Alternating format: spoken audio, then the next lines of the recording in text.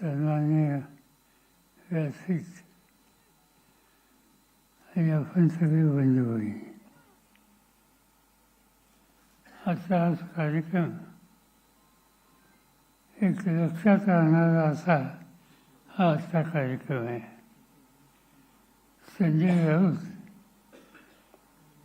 यांनी जे काही 100 दिवस अर्थात या माहीत असलेल्या जेलमध्ये घालवले आणि तिथले सगळे अनुभव लिखित स्वरूपामध्ये आपल्या सगळ्यांचं समोर मांडले.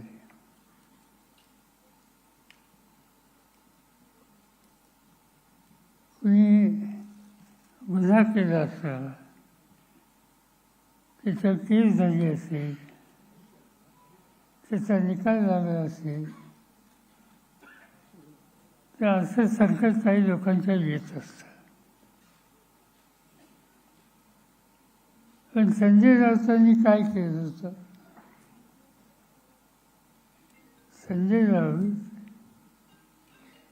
नेहमीच सामनामध्ये निर्दोष भूमिका मांडतात ती आपल्या स्वभावपणा मांडत होतात. ती त्यांची लेखणी काही लोकांना पचत नव्हती, ते अस्वस्थ होते, बहुतेक संधीची वाट पाहत होते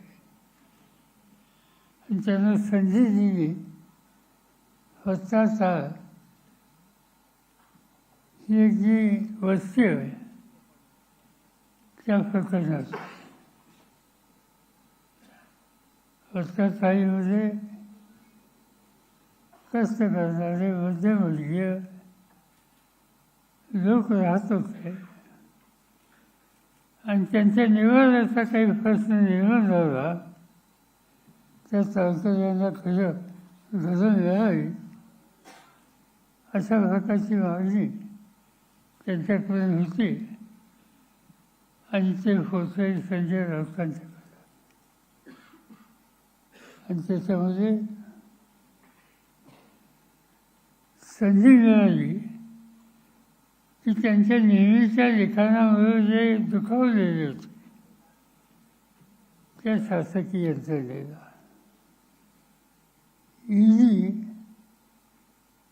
यांचं योगदान या प्रकरणात अधिक आहे. आणि ईडीने जी केस केली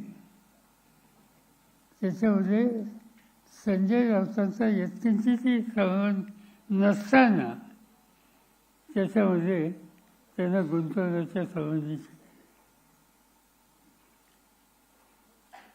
जिचा अन्याय होतो, अत्याचार आहे, त्याच्या विरुद्ध सामना उभा राहतो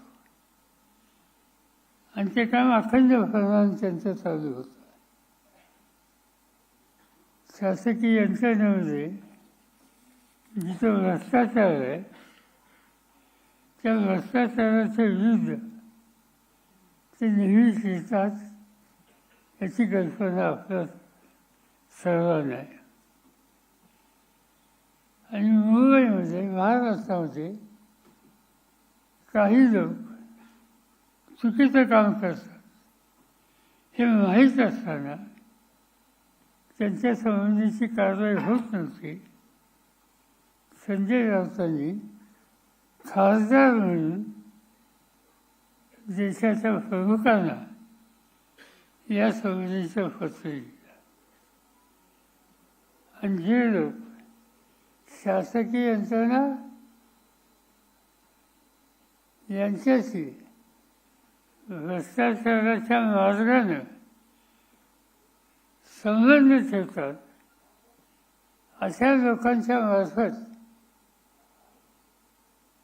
पैसे कसे गोळा केले जातात याचं सविस्तर लिखाण त्यांनी केंद्र सरकारला कळवलं.